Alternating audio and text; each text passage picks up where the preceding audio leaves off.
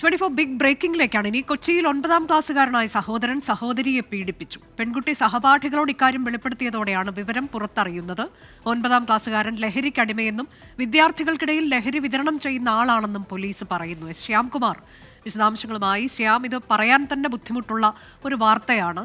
ലഹരിയുടെ ഉപയോഗം എത്രത്തോളം ഭീകരമായ അവസ്ഥയിലേക്ക് പോകുന്നു എന്നതിന്റെ ഒരു ദൃഷ്ടാന്തം മാത്രമാണിത്. വിശദാംശങ്ങൾ.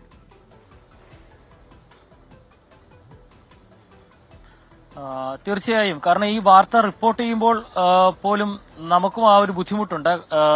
ഏറ്റവും ഭീകരമായ ഒരു വസ്തുതയാണ് ഇപ്പോൾ ഉണ്ടായിരിക്കുന്നത്. കാരണം കൊച്ചിയിൽ പ്രായപൂർത്തിയാകാത്ത കുട്ടികൾക്ക് സുലഭമായി ലഹരി കിട്ടുന്നു. അതുപയോഗിച്ചവർ കുറ്റകൃത്യങ്ങളിൽ ഏർപ്പെടുന്നു എന്നുള്ളത് കഴിഞ്ഞ കുറച്ച് ദിവസങ്ങളായി തന്നെ നമ്മൾ വാർത്തകൾ നൽകുന്നുണ്ട്.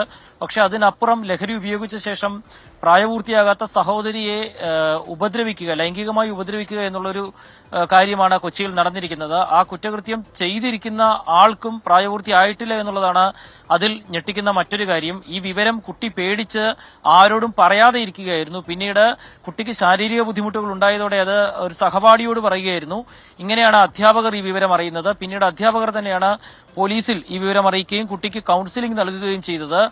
ഇന്നലെ പാലാരിവട്ടം പോലീസ് ഈ പരാതിയിൽ എഫ്ഐആർ രജിസ്റ്റർ ചെയ്യുകയും പോക്സോ നിയമം ഉൾപ്പെടുത്തുകയും ചെയ്തിട്ടുണ്ട്. പക്ഷേ പ്രായപൂർത്തിയാകാത്ത വ്യക്തിയാണ് ഈ കേസിലെ കുറ്റാരോപിതൻ. അതുകൊണ്ട് തന്നെ ഇയാൾക്കെതിരായിട്ട് റിപ്പോർട്ട് തയ്യാറാക്കി CWCക്ക് കൈമാറാനാണ് നിലവിൽ പോലീസ് തീരുമാനിച്ചിരിക്കുന്നത്. ഈ കുട്ടി കൊച്ചി നഗരത്തിലെ പല പ്രായപൂർത്തിയാകാത്ത ആളുകൾക്കും ലഹരി വസ്തുക്കൾ നൽകുന്ന സംഘത്തിലെ ഒരു കണ്ണുകൂടിയാണ്. അത് പോലീസ് തന്നെ സ്ഥിരീകരിക്കുന്നുണ്ട്.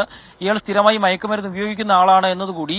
അങ്ങനെ ഒരാൾ തന്നെയാണ് ഈ മയക്കുമരുന്ന് ഉപയോഗിച്ച ശേഷം സ്വന്തം സഹോദരിയെ പോലും ഉപദ്രവിച്ചിരിക്കുന്നത് എന്നുള്ളതാണ് ഏറ്റവും ഞെട്ടിക്കുന്ന വസ്തുത. ശരി, ശ്യാംകുമാറാണ് വിവരങ്ങൾ നൽകിയത്.